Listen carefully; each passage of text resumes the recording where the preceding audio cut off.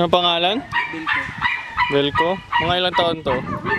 Nung dumating ako dito, 2 years na po ako. 4.5 plus ito. 5 years. Sabihin natin mga 7 years yan.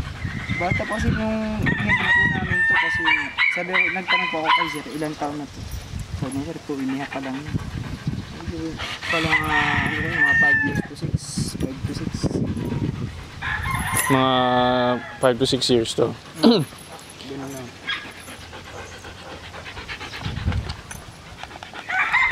Up. Sit. Ginagamit ba yan ng show dog ni sir? Hindi ko po alam dati kung Ano bang ginagamit ni sir dyan? German Seafood yung ginagamit niya dati. Pang show, ito ang gamit na kay Belko. Hindi ko alam kasi kung anong gift pag inaano na to. Pero sabi ko sa akin ni sir, anong to? Train daw. Iti-train daw niya. Na-train niya na to. Ano mga pwedeng gawin? Pero di mo pwede. Sumusunod naman. Minsan.